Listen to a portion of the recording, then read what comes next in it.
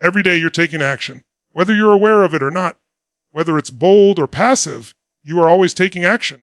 But what if I told you that behind every single action you take, there's an invisible force shaping your life, controlling your results, and either empowering or limiting your destiny? The speech is not about surface level motivation. It's about revealing the hidden engine that drives your decisions and showing you how to take control of it before it controls you. You know, one of the biggest lies we've been sold in our culture is that people make decisions based on logic. We like to believe we're rational beings, carefully weighing the pros and cons, analyzing situations like some kind of human computer. But the truth is that logic doesn't move us. Emotion does. It always has. It always will. Think about it for a moment. Have you ever done something you knew logically made no sense, but you did it anyway because of how you felt? Maybe you stayed in a relationship that wasn't healthy for you because the thought of being alone felt scarier than the thought of being unhappy.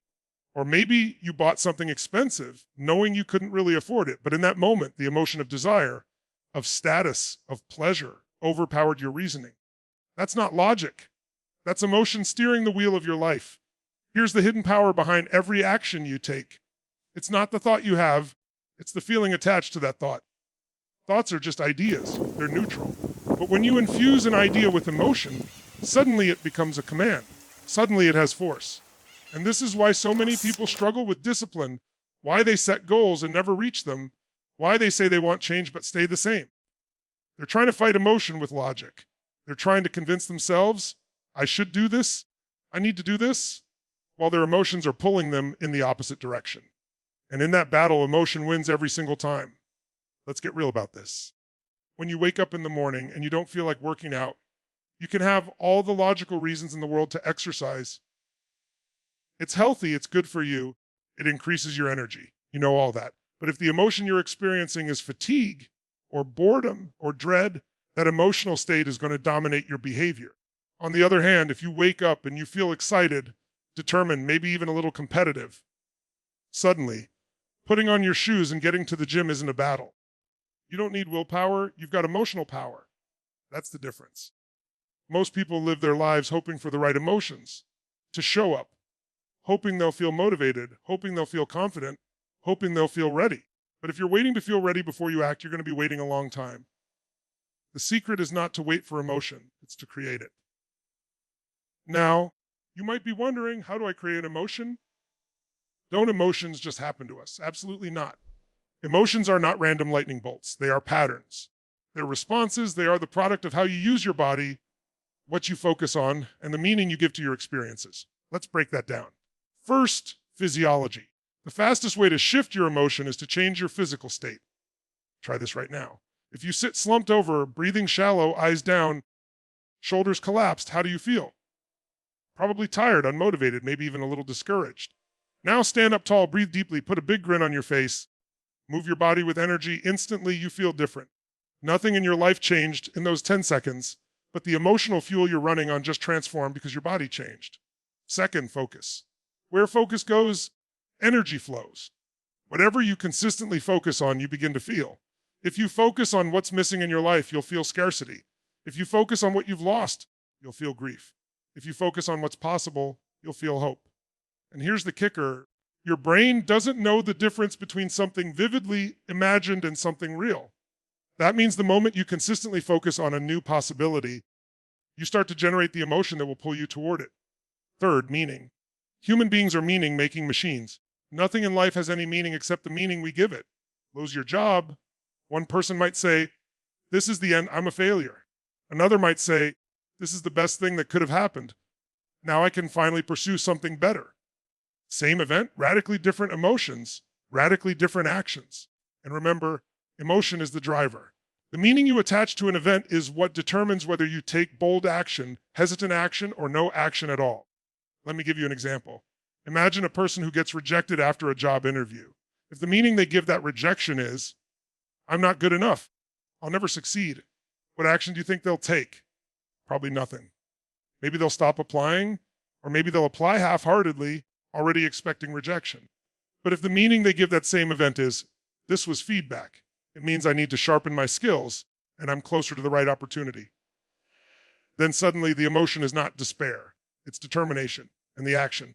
They prepare harder, they keep applying, and eventually they land a position that's even better.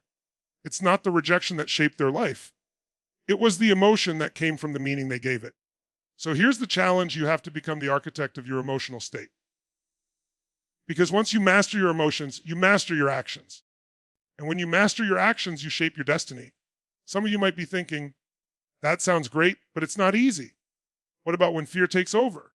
What about when anxiety shows up out of nowhere? Let me tell you something: fear is not a signal to stop.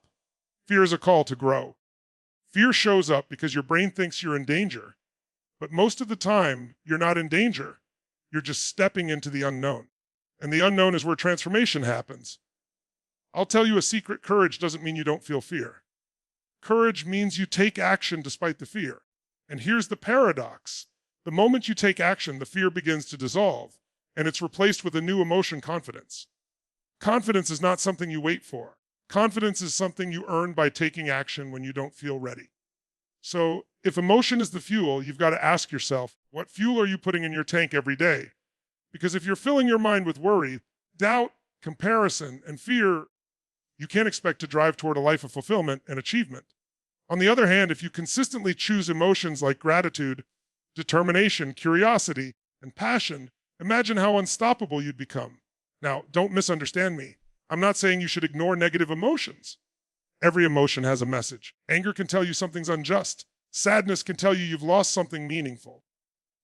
Fear can alert you to risk. But the key is to recognize the message, take the lesson, and then choose the emotion that empowers you to act instead of the one that paralyzes you. Think about the most successful people you admire. They're not successful because life handed them easier circumstances. They're successful because they learned to master their emotional state. They learned how to turn fear into fuel, how to turn pain into drive, how to turn doubt into curiosity. And so can you. Because in the end, the quality of your life is not determined by the events that happen to you. It's determined by the emotions you consistently live in. That's the hidden power behind every action you take. So let me leave you with this: next time you find yourself hesitating, procrastinating, or holding back, don't ask yourself, what should I do? Ask yourself, what emotion am I living in right now? And what emotion would I need to create to take the action I know I must take? The moment you learn to answer that question and to generate that emotion, you'll stop waiting for life to change. You'll start creating the change. Because at the end of the day, it's not about what you know. It's not about what you plan. It's about what you feel. And when you master your emotions, you master your actions. And when you master your actions, you master your destiny. You know, there's a truth most people don't realize: your life doesn't rise to the level of your dreams. It falls to the level of your standards. We all have dreams. We all have goals. But here's the thing: you don't get what you want, you get what you tolerate. And whether you realize it or not, every single day you are setting the bar for what you will and will not accept in your life. Think about it. If you say, I want to be fit, but your standard is eating whatever's convenient and skipping the gym, whenever you don't feel like it, then fitness isn't really your standard. It's just a wish. If you say, I want to be financially free, but your standard is to spend every paycheck without saving or investing, then financial freedom isn't your standard. It's a fantasy. You will never consistently rise above the level of what you demand from yourself. And here's the secret most people don't want to hear. Your standards are not what you say they are.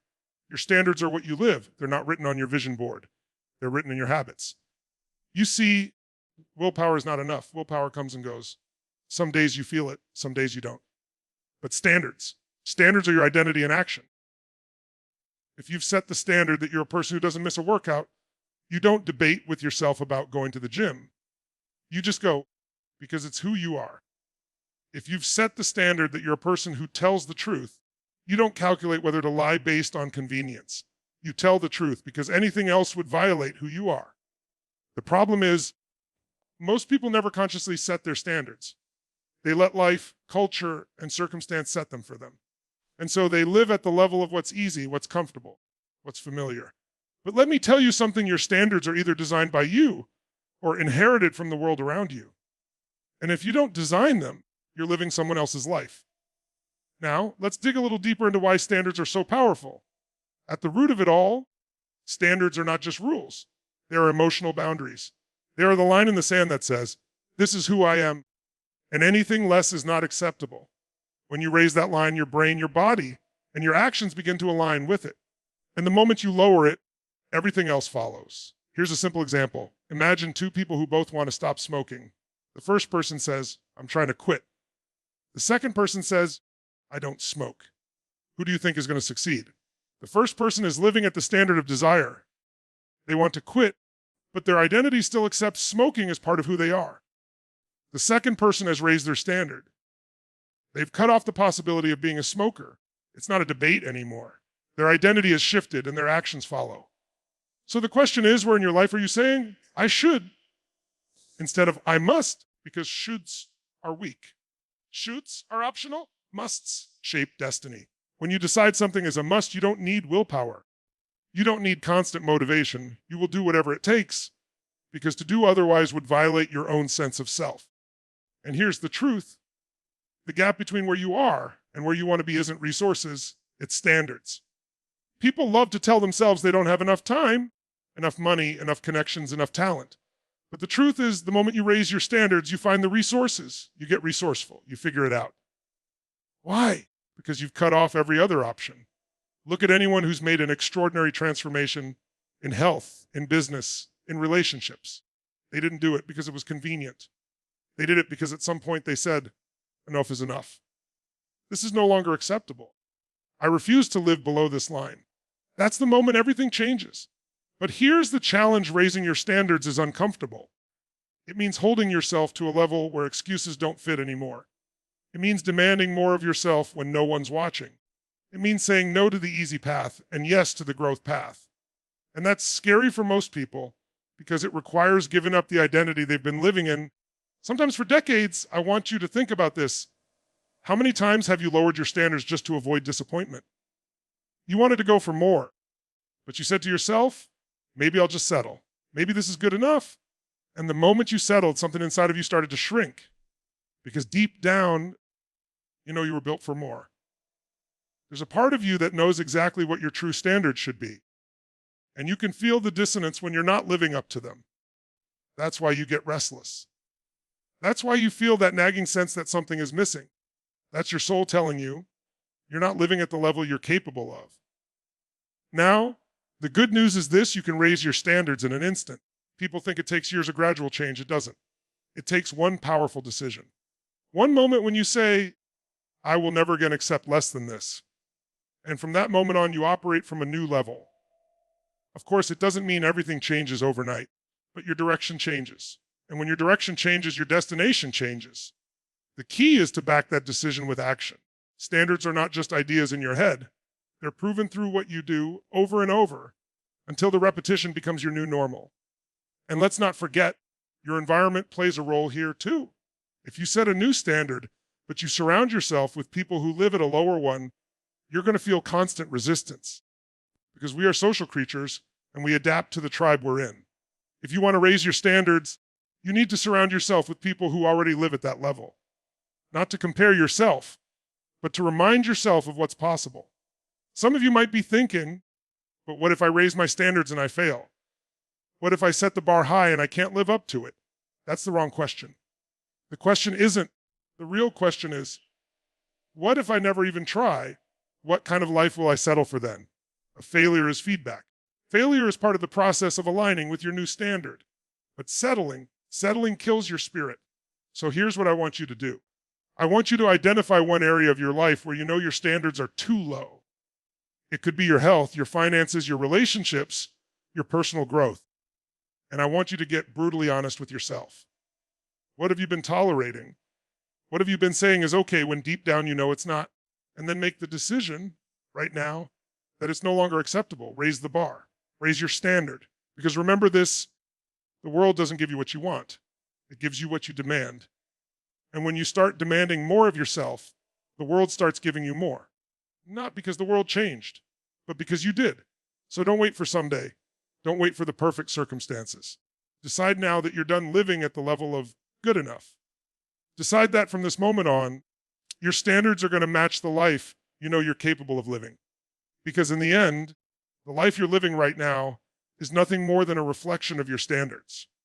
Raise them and everything else will rise with them. Let me ask you something. What's the story you tell yourself about who you are? Think about that for a moment, because whether you realize it or not, there's a constant narration running in your mind. It's like a script, a voiceover that shapes how you see yourself, how you interpret the world, and how you decide what's possible for you. And here's the thing, that story is not just commentary, it's a command. It doesn't just describe your life, it creates it. We don't act on reality, we act on the meaning we give to reality. Two people can go through the exact same event, and one will come out broken while the other comes out stronger. It's not because of the event itself, it's because of the story each one tells about what that event means. Let's say you fail at a business venture. One person says, "This proves I'm not cut out for success." That story becomes their reality. They stop trying, they shrink, they live small. Another person says, "This proves I'm learning. This is the price of mastery. I'll get better because of this." That story becomes their reality, and they move forward stronger than before. Same event, two completely different lives, all because of a story. Now, here's where it gets even more powerful. Most of the stories that run your life are not conscious. You didn't sit down and write them out. They were installed. They were shaped by your parents, your culture, your teachers, your past experiences, maybe even one painful moment that happened years ago and etched itself into your identity. Some of you are living by a story that says, "I'm not enough." Maybe you don't even say it out loud, but you feel it. You hesitate to speak up in a meeting because your story tells you you're not smart enough. You don't go after the relationship you want because your story says you're not attractive enough. You don't start the business because your story whispers that you're not capable enough. And without even realizing it, you end up sabotaging your own potential, not because you lack the ability, but because you're living a script that keeps you small. Others of you are living by a story of limitation. People like me don't succeed. I didn't come from money, so I can't have wealth. I've made too many mistakes. It's too late for me. These stories feel like facts, but they're not. They're interpretations. They're meaning you've attached to experiences. And until you challenge them, they will keep dictating your future. Now, I want to make something clear. Your story doesn't just influence your decisions. It controls the emotions you live in every day. If your story is, "I'm a failure," how are you going to feel? Defeated, hopeless, ashamed. And when you live in those emotions, what kind of actions are you going to take? Probably weak ones or none at all. On the other hand, if your story is, "I'm resourceful, I always find a way," how do you feel? Empowered, determined. And those emotions drive powerful actions. Do you see the pattern? Your story shapes your emotions shape your actions, and your actions shape your results, and your results reinforce your story. It's a loop. That's why it's so dangerous to live with a disempowering story, because it becomes a self-fulfilling prophecy. So how do you break the loop? You start by questioning the story. You ask yourself, is this really true? Or is this just the meaning I gave to an event? Most of the time, you'll realize that what you've been calling the truth is nothing more than a perspective you've been rehearsing for years. Let me give you an example. A man grows up being told by his father, "You'll never amount to anything." That becomes the story. Every setback in his adult life, he interprets as proof that his father was right. But what if he questions that story? What if he says, "Wait a minute. My father was projecting his own limitations on me. His words don't define me." Suddenly, the story shifts. And when the story shifts, the emotions shift and the actions shift. Another example, imagine a woman who was cheated on in a relationship. Her story becomes, "People can't be trusted."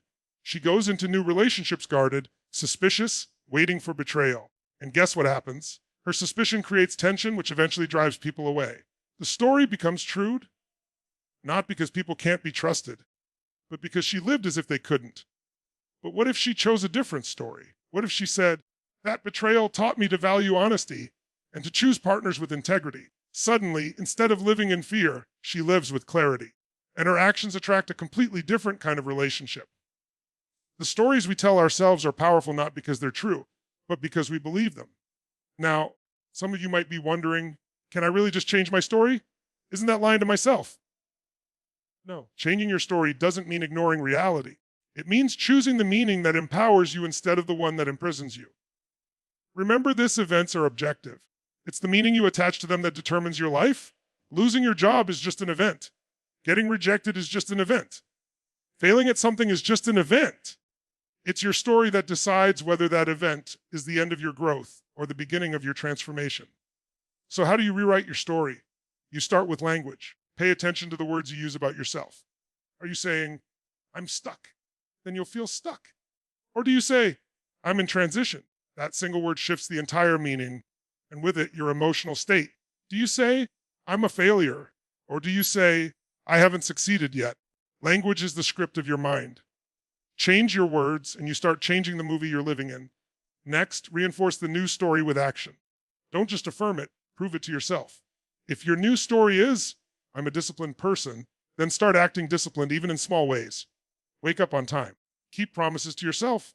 Every time you act in alignment with the new story, you strengthen it until it becomes your reality.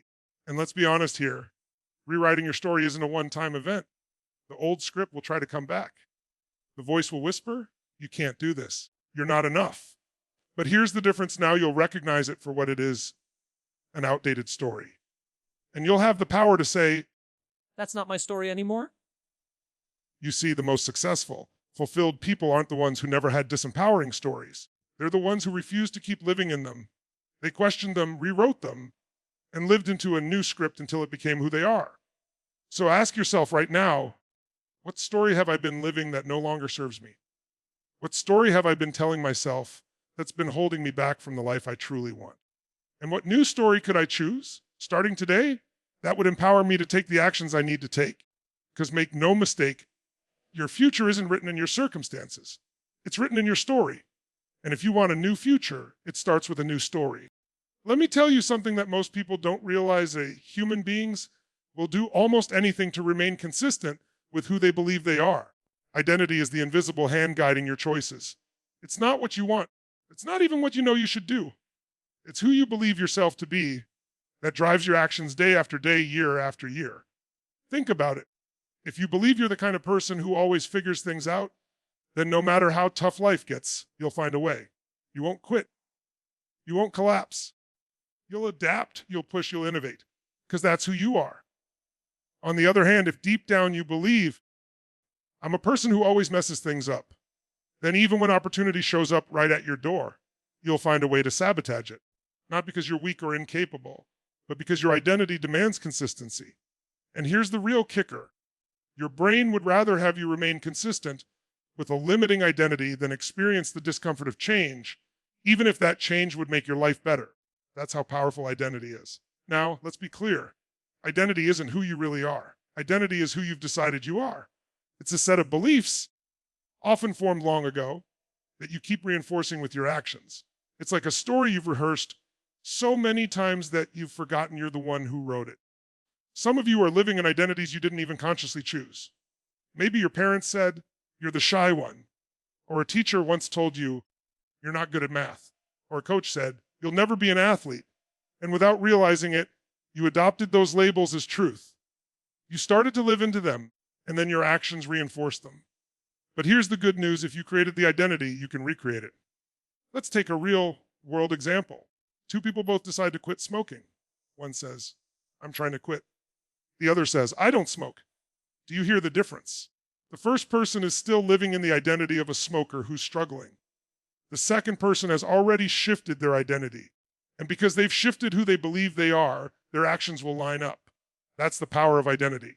So the question is, who do you believe you are? You see, when people say, I want to change my life, what they're really saying is, I want to change my identity, because your life is nothing more than a reflection of the standards and actions that flow out of who you believe you are. This is why setting goals often doesn't work. Most people set goals that are completely out of alignment with their identity. A person who sees themselves as undisciplined sets a goal to go to the gym every day. And for the first week, maybe they go. But eventually, the old identity pulls them back. Why? Because you cannot consistently act in a way that contradicts your identity.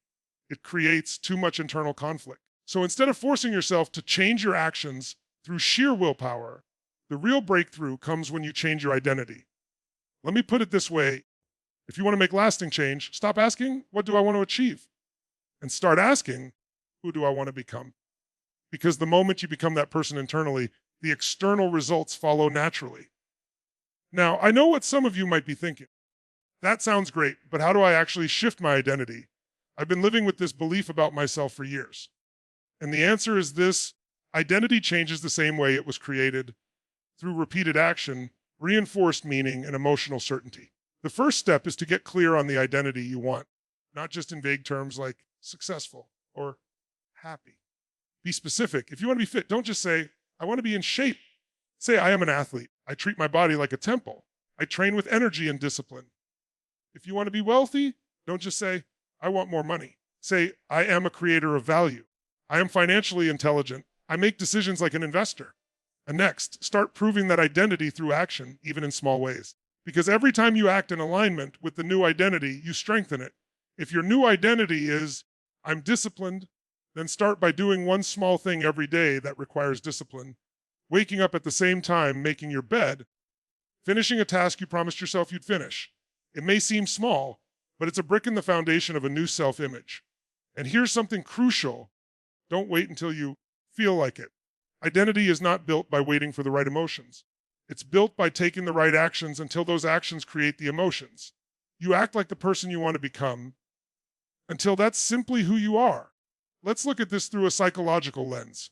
Neuroscience shows us that the brain creates patterns through repetition. Every time you act, you reinforce a neural pathway. So if your current identity says, I'm lazy, and every day you hit the snooze button, that action strengthens the lazy pathway. But if you begin to consistently act differently, waking up early, moving your body, doing the hard things first, you start rewiring the brain. Over time, those actions carve a new pathway, and the new identity becomes automatic.